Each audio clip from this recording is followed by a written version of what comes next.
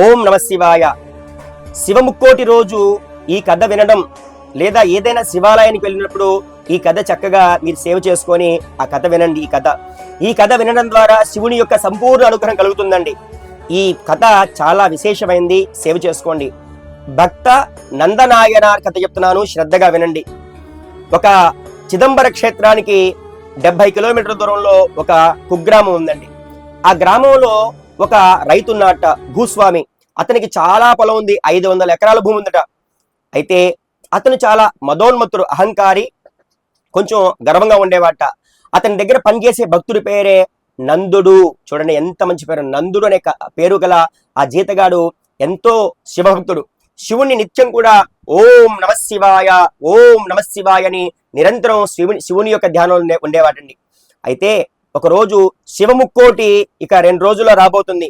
తెలుసుకున్న ఈ భక్తనందుడు వెంటనే యజమాని అడిగాట, యజమాని గారు నాకు ఒక్క అవకాశం ఇస్తారా, నేను చిదంబరం వెళ్ళి ఆ స్వామిని దర్శించుకుంటానయ్యా అన్నట.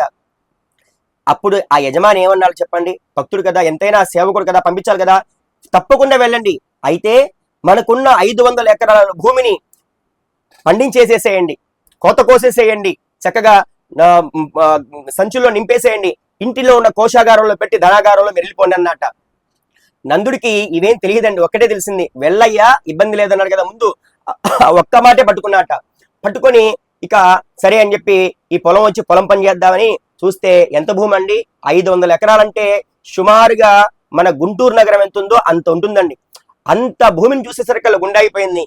ఈ భూమి అంతా ఎప్పుడు దున్నాలి, ఎప్పుడు గింజలు వేయాలి, ఎప్పుడు మొలకెత్తాలి, ఎప్పుడు పంట పండాలి, ఎప్పుడు కోత కోయాలి, ఈ ధాన్యం తీసుకెళ్లి యజమాని గారికి ఎప్పుడు ఇవ్వాలి, అసలు ఎలా చేయాలి అని అర్థం కాని నందుడు, శివా ఎలా అయినా నీ దర్శనం చేసుకోవాలి స్వామి, రక్షించవా అని కోరుకొని శంకర మహాదేవ్ అని గట్టిగాని ఆ శిరస్సుని ఆ పొలం గట్టుకు వేసి బాదుకున్నట్టండి.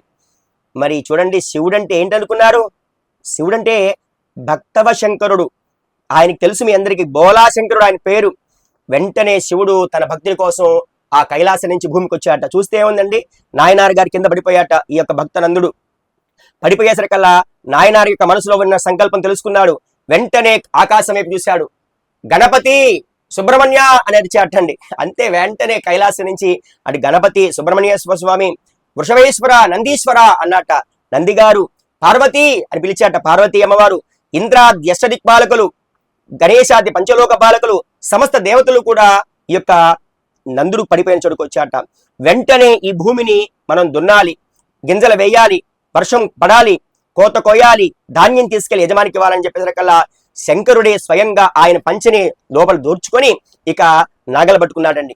శివుడే నాగలు పట్టుకుంటే ఇక నందీశ్వరుడు ఊరుకుంటాడా? ఆయన చిటికలో ఆ భూమి అంతా దున్నేసాట. వానదేవుడు చక్కని వర్షం కురిపించాట.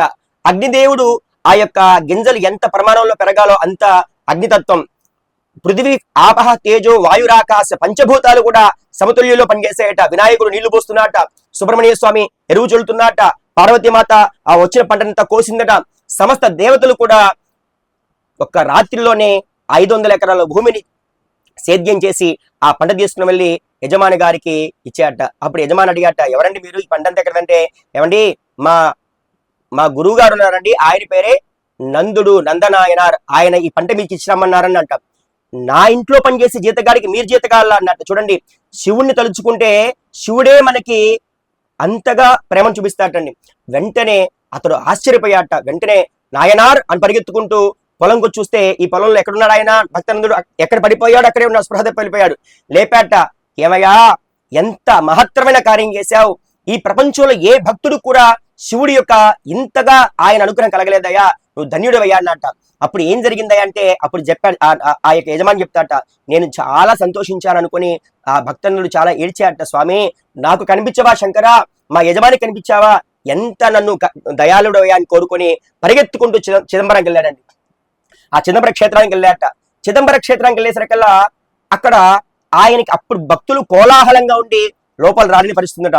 అప్పుడు ఆయన ఉత్తరం ద్వారం దగ్గర నుంచొని శంకరా మహాదేవా అని గట్టిగా అరిచాట. అప్పుడు పరమశివుడు ముక్కోటి ఏకాదశి రోజున ఆ భక్తులందరినీ తప్పుకొని స్వయంగా ఆయనే ఒక దివ్యమైన నటరాజస్వామి రూపంలో ఈ యొక్క భక్త నందుడికి కనిపించాలని ఉత్తర ద్వారం గుండా వచ్చి నుంచున్నట. అప్పుడు భక్తుడు శివ శివ మహాదేవా అని నమస్కారం చేస్తుంటే ఈయనకి ఎదురుగా శివుడికి ఎదురు ఎవరుంటారండి? నందీశ్వరుడు ఉంటాడు కదా. నందీశ్వరుడు అడ్డం వస్తున్నట.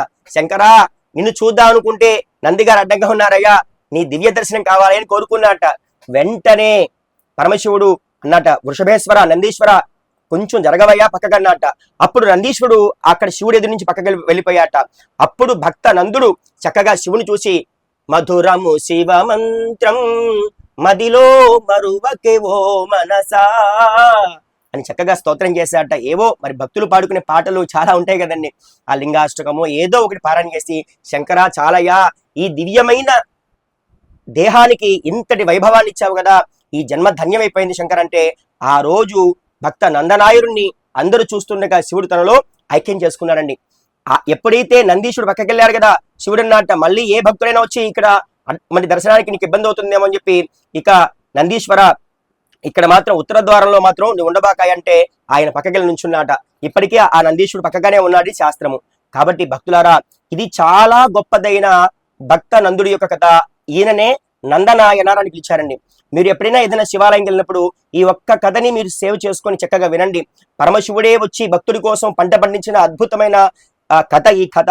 ఈ కథని యొక్క శక్తిని మీ అందరికి రావాలని, మహాదేవుడి యొక్క అనుగ్రహం వల్ల మీ కుటుంబాల్లో సిరి సంపదలు నిండాలని మనస్ఫూర్తి కోరుకుంటున్నాం. జై నమ శివాయ. శివోహం. జయం.